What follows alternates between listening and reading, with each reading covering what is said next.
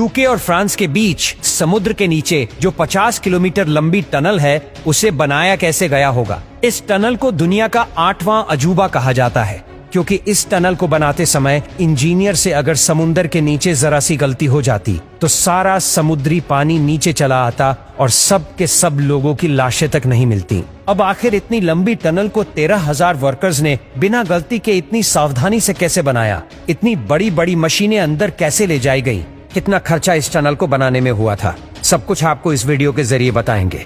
13,000 साल पहले आइसिस के खत्म होते समय यूरोप और इंग्लैंड एक दूसरे से अलग हो गए। ये दोनों अलग हुए तो बीच में इंग्लिश चैनल बन गया। अब इंग्लैंड और फ्रांस के बीच व्यापार होता रहे, इसके लिए इस जगह पर टनल बनाने का फैसला हुआ। एग्रीमेंट बना तो यह तय हुआ कि इंग्लैंड और फ्रांस दोनों टीमें अपनी अपनी तरफ से ही खुदाई करेंगी और दोनों टनल सेंटर पॉइंट पर आकर कनेक्ट होगी। इस इम्पॉसिबल काम को पूरा करने के लिए 10 इंजीनियरिंग फर्म्स को बुलाया गया। काम शुरू करने से पहले जो सबसे बड़ी प्रॉब्लम इंजीनियर को आ रही थी वो थी टीबीएम मशीन की, यानी टनल बोरिंग मशीन। दरअसल आज से पहले इतने बड़े डायमीटर का टीबीएम मशीन बना ही नहीं था और इसीलिए इस मशीन को हजारों मील दूर पहले सेंटर में बनाया गया।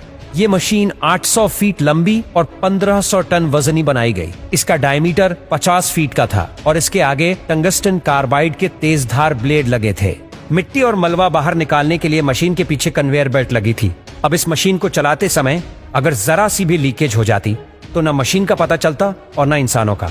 सर्वे से पता चला कि इंग्लैंड के नीचे एक चौक की लेयर है जो पानी को नीचे आने नहीं देगी, लेकिन फ्रेंच साइड पर नीचे दरारें थी और इसीलिए उस तरफ कम करने के लिए खास तरह की टीबीएम मशीन बनाई गई जो एक सबमरीन भी थी। अब अगर ऐसे में दुर्घटना हुई तो ये मशीन प्रेशर झेल सकती थी। प्रॉब्लम अब ये थी कि इतनी बड़ी मशीन को नीचे कैसे पहुंचाया जाए। पहले तो इस मशीन को डिसअसेंबल किया गया और फिर एक एक पीस को नीचे ले जाकर असेंबल किया गया। कई महीने तो इस काम में ही लग गए।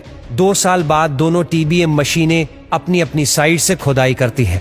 टीबीएम मशीन जैसे जैसे बोरिंग करती है तो डीली मिट्टी को सील करना बहुत जरूरी होता है ताकि लीकेज ना हो और एक्सीडेंट से खतरा बचा रहे। इस काम के लिए गोलाकार शेप के कंक्रीट स्लैब लगाए जा रहे थे और ऐसे में इस प्रोजेक्ट में टोटल 75,000 स्लैब्स का इस्तेमाल हुआ था। इन स्लैब्स की पूरी एक रिंग का वजन ही 50 टन से भी ज्यादा था। एक खास तरह की मशीन इन स्लैब को अपनी जगह पर फिट कर रही थी। जब कई साल बीते तो सबको इंतजार था इन दोनों टनल्स के आपस में मिलने का। अगर दोनों टीबीएम मशीनें आगे चलकर न मिली तो ये सारा प्रोजेक्ट फेल भी हो सकता था। इसके सॉल्यूशन के लिए लेजर बीम गाइडेंस सिस्टम का इस्तेमाल किया गया। दोनों तरफ लेजर मशीन लगी थी और वही लेजर दोनों मशीनों को एक अलाइनमेंट में आगे ले जा रही थी और अब आखिरकार दोनों टीबीएम मशीनें एक दूसरे के सामने आ गईं। अब एक ऐसा समय आया जब दोनों में से एक मशीन का मैकेनिकल सुसाइड करवाना था, क्योंकि दोनों टनल्स में 2 फीट मोटे कंक्रीट स्लैब्स लग चुके थे और इसीलिए अब टनल का डायमीटर 50 फीट से कम होकर 46 फीट ही रह गया था। मशीन थी 50 फीट की, इसीलिए वो मशीन बाहर नहीं आ सकती थी और इसके बाद फ्रेंच टीबीएम मशीन को डिसअसेंबल करके ये सारी मशीन बाहर निकाल ली गई। अगर दोस्तों ऐसा ही इंग्लैंड वाली मशीन के साथ करते तो वो बहुत महंगा पड़ता। दरअसल टीबीएम मशीन को डिसअसेंबल करके बाहर निकालने में जितना खर्चा हो रहा था उतने में तो एक नई टीबीएम मशीन आ जाती और इसीलिए इंग्लैंड वाली टीबीएम मशीन का मैकेनिकल सुसाइड करवा दिया गया और इस तरह इंजीनियर्स का एक मास्टरपीस बनकर तैयार हुआ।